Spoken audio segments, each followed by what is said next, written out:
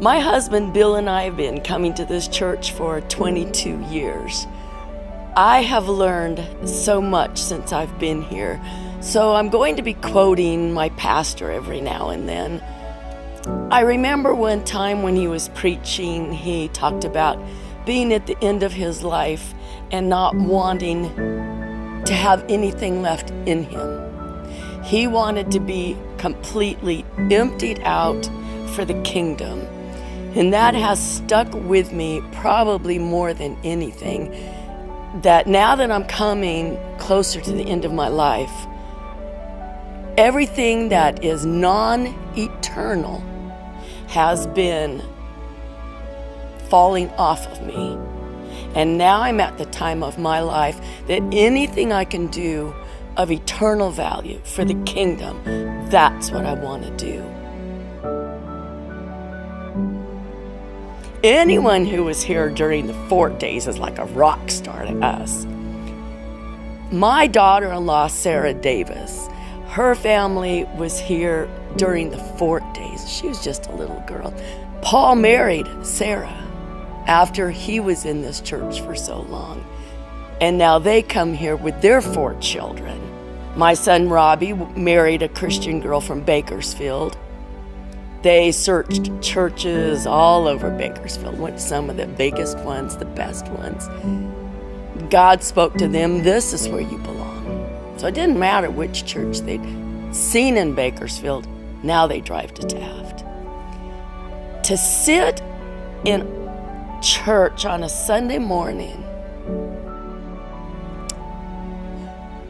with both of my sons and their wives, that is a generational blessing. We have had different fund drives over the years. The one I remember in particular, we were down at the high school cafeteria. I forget what it was we were raising money for. I think it was the beginning of trying to build a church, although it was probably we were thinking we were going to get the church at Safeway. You know, we'd marched around it and claimed it for ours, and God had different ideas. We had special preachers there that Sunday, all kinds of stuff. That it was a big morning, and God had been talking to Bill and I how much money to give. We were so excited and full of faith, we figured every single person there was going to put in exactly as much as we were. By 2 weeks from then, we were going to be in a new church. The amount that God had spoken to Bill about was every penny that he had started in a retirement fund. Every penny. It's not just enough to hear from God and to give all of that. We did it with probably the most excitement of my life. And going back to what Pastor had said, I want to be empty. I don't want to die having a big house. I don't want to die having a lot of money. I want to die seeing my children, my grandchildren in church, seeing this church flourish for God. I was in bed the other night and I was, kind of boo-hooing at my life. I never went to Paris. I never went to... God spoke to me. The lives that I got to lead to the Lord. Said, people may go to Paris. People may do a lot of things.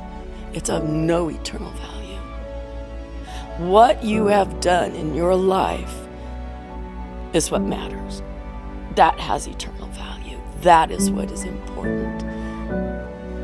With this new building that is going on, God's at it again. He has spoken an amount to Bill and I separately. We got together after about 2 weeks, and I had the nerve to say, Bill, what is the amount God has spoken to you?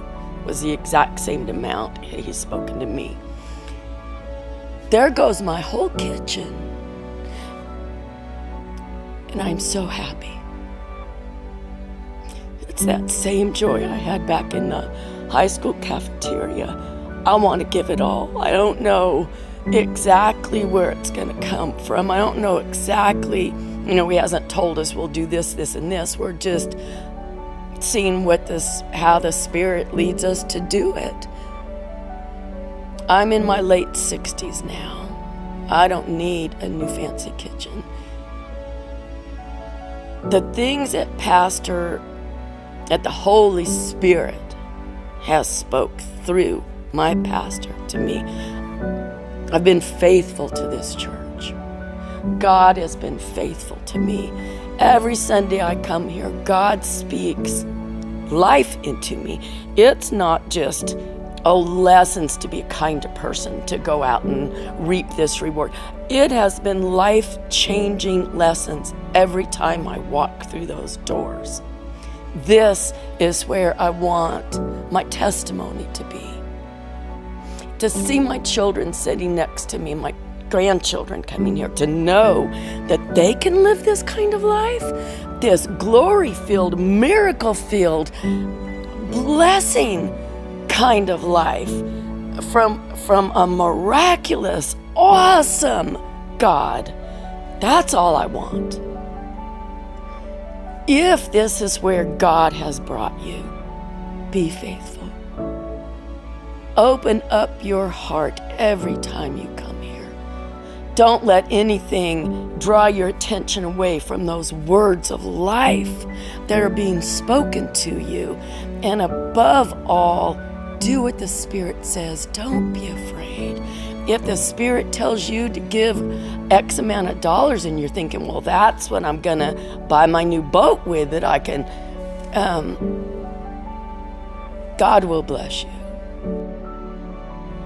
I just hope I've inspired somebody that God is a miracle-working God.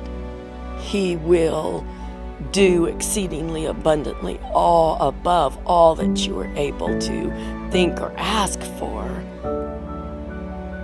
Thank you.